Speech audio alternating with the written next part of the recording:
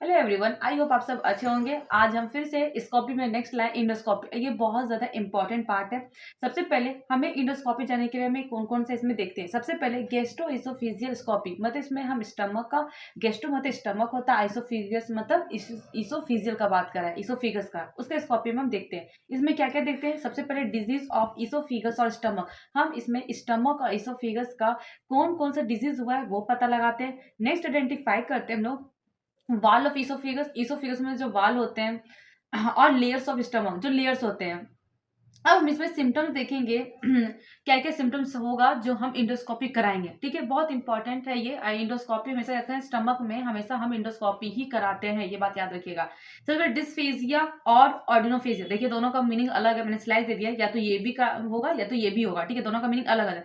Dysphagia का मतलब, dysphagia dysphagia मतलब क्या है, slowing of food, difficult swelling of food. जब हम खाते हैं ना तो हमको निगलने में बहुत ज्यादा दिक्कत होता है, निगल नहीं पाते हैं। अब वो क्या होता है, रिफ्लेक्स कर जाता है, नोज के थ्रू निकल जाता है। लेकिन ऑर्डाइनोफिजिया का मतलब क्या था, पेनफुल। पेनफुल मतलब वहां पे क्या दर्द होना था, जैसे बर्निंग हो जाना, क्या बोलते हैं, या तो कोई ट्यूमर की वजह से हो सकता है, एसिड रिफ्लेक्स की वजह से हो सकता है, तो उसे हम ऑर्डाइनोफेजिया बोलते हैं। डिफिकल्ट स्वेलिंग ऑफ फूड, और ये पेनफुल होता है यहाँ। सेकेंड है, हम देखते हैं रिगर्जिटेशन। रिगर्जिटेशन में क्या होता है, back flow of food from oesophagus. हम खाना खाते हैं ना तो वो क्या करता है, वापस इसोफिगस के तो निकल जाता है, उसे बोलते हैं रिगर्जिटेशन बोलते हैं। फिर हार्ट बर्न, आपने सुना होगा ना, सीना में बहुत दर्द रहता है, उसको बोलते हैं हार्ट बर्न बोलते हैं। उससे क्या होता है, फीलिंग ऑफ बर्निंग फ्रॉम इपिगेस्ट्रम और रेट्रोस्टर्नम। ये बर्निंग होता है इपिगेस्ट्रम। अब एब्डोमेन का रीजन का एरिया पता होगा इपिगेस्ट्रम किसे बोलते हैं, हाइपोगेस्ट्रम किसे कहते हैं, और रेट्रोस्टर्नम मतलब स्टर्नम के पीछे की बात कर रहा है। तो वहां क्या होता है, बहुत ज्यादा जलन होता है, बहुत ज्यादा लगता है कि हाँ यहाँ पे कुछ रख दिया गया, बोलते हैं ना कि हाँ लगता है कि गैस चढ़ गया है, तो वो हार्ट बर्न जलना स्टार्ट हो जाता है। फ्रीक्वेंट वोमिटिंग, जिसको बार बार वोमिटिंग हो रहा है, फ्रीक्वेंटली वोमिटिंग हो रहा है, तो उसमें भी इंडोस्कोपी कराएंगे। नेक्स्ट है चेस्ट हैवीनेस, क्या होता है हम लोग का सीना बहुत ज्यादा भारी लगने लगता है, तो उसमें भी हमको इंडोस्कोपी कराना चाहिए। सावर बेल्चिंग, किसी किसी को क्या होता है ना, बार बार पे डकार आना, बार बार पे सावर एकदम अजीब सा लगना, तो उसको भी इंडोस्कोपी कराना चाहिए। हिकअप, हिचकी, हिचकी भी बहुत लोगों को हिचकी आता है, जिसका है मतलब हाइटस बोलते हैं कफ।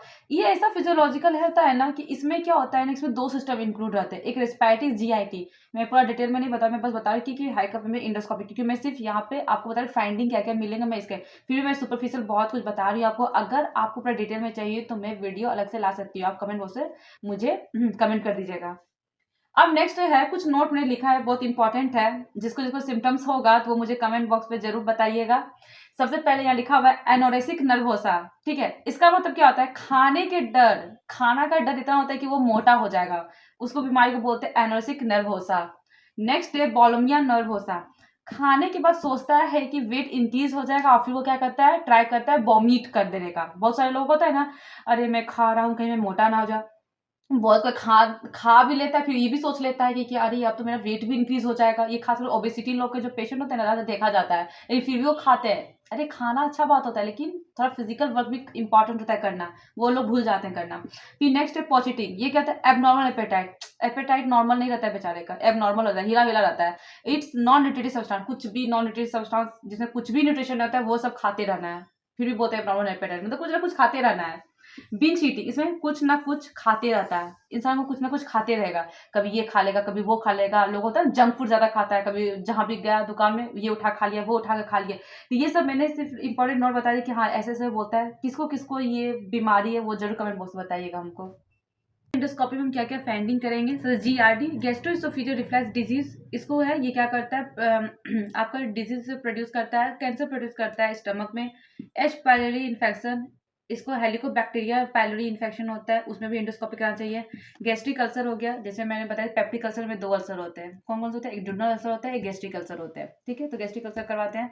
पेप्टिक अल्सर का ही टाइप्स हो गया। फिर गैस्ट्रिक पॉलिप, पॉलिप बनने लगता है, उसमें भी हम क्या करते हैं, इस एंडोस्कोपी का फाइंडिंग करता है, गैस्ट्रिक अल्सर होता है। ठीक है, तो गैस्ट्रिक अल्सर करवाते हैं। पेप्टिक अल्सर का ही टाइप्स हो गया। फिर गैस्ट्रिक पॉलिप, पॉलिप बनने लगता है, उसमें भी हम क्या करते हैं, इस एंडोस्कोपी का फाइंडिंग करते हैं। तो आज मैंने सिर्फ एंडोस्कोपी बताया, और भी बहुत सारे होते हैं, जैसे बैट एसोफिकस होता है।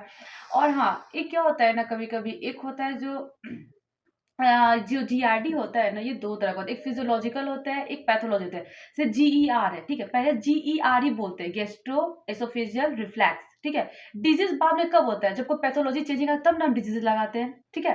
तो इसमें भी क्या होता है, फिजियोलॉजिकल पैथोलॉजिकल जीआरडी होता है, जीआर। तो फिजियोलॉजिकल में क्या होता है, ये बच्चे में दिखता है और प्रेगनेंसी के वक्त दिखता है, प्रेगनेंसी के वक्त भी ये दिखाई देता है क्योंकि प्रोजेस्टेरोन उस पर हाई लेवल पे रहता है। और फिर पैथोलॉजिकल में वही आपको जीआरडी, मतलब डिजीज में, जब डिजीज में चेंज हो जाता है इसी को बोलते हैं जीआरडी। तो इसमें बैट एसोफेगस भी आता है, बैट एसोफेगस भी पास आते हैं, इसमें कैसे ये एसोफेगस का वॉल चेंज हो जाता है, एक कार्डिया होता है, डायबिटिकुलम होता है, हेटस हर्निया होता है, ये सब इंडोस्कोपी में हम कराते हैं। आई होप वीडियो आपको पसंद आ रही होगी। नेक्स्ट वीडियो जल्दी लाने की कोशिश करेंगे। Thank you everyone.